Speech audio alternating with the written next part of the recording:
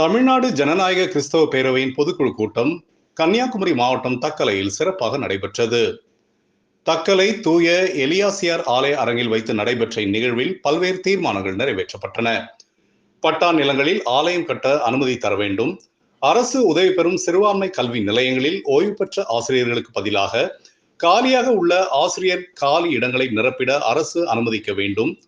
அரசு கல்வி நிலையங்களில் படிக்கும் மாணவர்களுக்கு அரசு கொடுக்கும் திட்டங்களான உணவு, மிதிவண்டி, மாதந்தோறும் கல்வி உதவித்தொகை வழங்குவதை போன்று அரசு உதவி பெறும் சிறுபான்மை கல்வி நிலையங்களுக்கும் விரிவாக்கம் செய்து வழங்கிட அரசை வேண்டுவன உள்ளிட்ட பல்வேறு தீர்மானங்கள் இக்கூட்டத்தில் நிறைவேற்றப்பட்டன.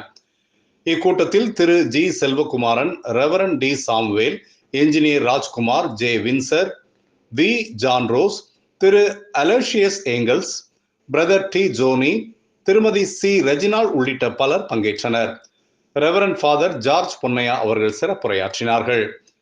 அமைப்பின் கொடியை PDS மணி மற்றும் டாக்டர் சுரேஷ் கானி அவர்களும் இணைந்து வெளியிட்டு வாழ்த்துரை வழங்கினார்கள்.